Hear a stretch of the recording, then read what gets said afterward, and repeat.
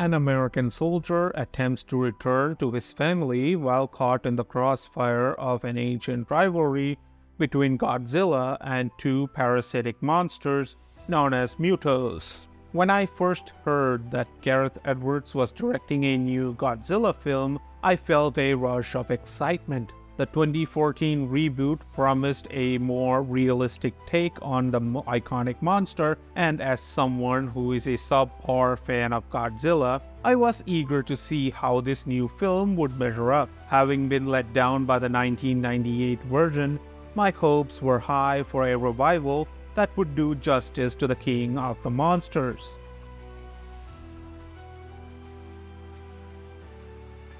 This 2014 film marks the 30th installment in Toho's Godzilla franchise and is the first in Legendary's MonsterVerse franchise. It also stands as the second Godzilla film to be completely produced by a Hollywood studio. From the start, the film sets itself apart with a cast that includes Aaron Taylor-Johnson, Bryan Cranston, Ken Watanabe, David Strathairn, and Elizabeth Olsen.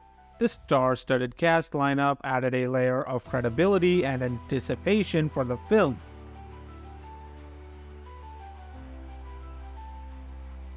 One of the film's strongest points is its direction. Gareth Edwards' ability to portray the sheer scale and awe of Godzilla is remarkable. The visuals are breathtaking, from the first awe-inspiring glimpse of Godzilla to the massive destruction he causes. Edwards masterfully uses a human perspective to showcase the size and power of the creature, making them feel more real and terrifying. This approach helps ground the film, making the audience feel the weight of the monstrous threat. Bryan Cranston's performance is another highlight. His character's emotional depth and conviction bring a gravitas that anchors the film's early scenes. Although I wished there was more of his character, his presence leaves a lasting impact. Aaron Taylor-Johnson, playing Cranston's son, provides the audience's viewpoint, guiding us through the chaos with a sense of urgency and relatability. The film's sound design and score, composed by Alexandre Desplat, also deserve praise. The ominous and powerful music heightens the tension and excitement, making the viewing experience even more immersive. The final act of the film, in particular, is a spectacle that had me cheering and applauding. The cinematic battle is everything a Godzilla fan could hope for, delivering on the promise of epic monster action.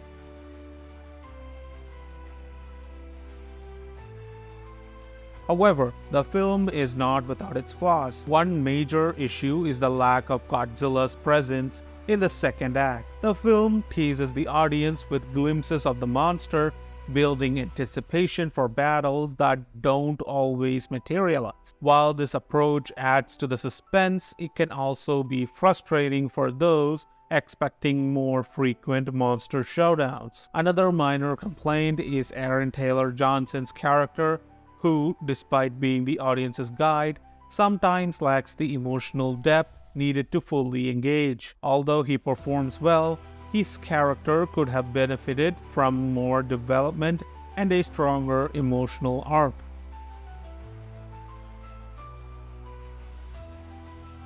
Comparing this film to the 1998 version, it's clear that Edwards' Godzilla is superior in almost every way. The 1998 film, directed by Roland Emmerich, suffered from a lack of respect for the source material, turning Godzilla into a generic monster with little connection to its Japanese roots. The 2014 reboot, on the other hand, pays homage to the original while introducing a fresh, modern take on the story. The realistic portrayal of Godzilla as an ancient, powerful creature rather than a mere monster rampaging through the city adds depth and gravitas to the character.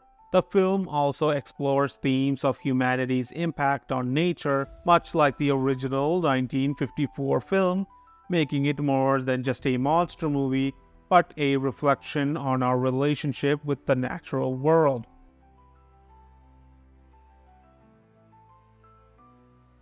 In conclusion, Gareth Edwards' 2014 Godzilla is a triumph that brings the legendary monster back to life with respect and grandeur.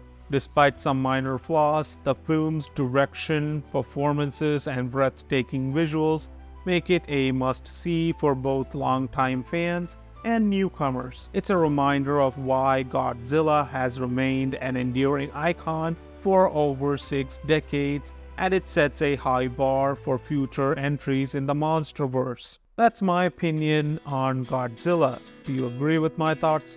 What are your thoughts on the film? Let me know in the comments. Please drop a like and subscribe to my channel, and I'll see you in the next video. What did happen to the last 10? I ran away with my life, fast forward, never turn back again.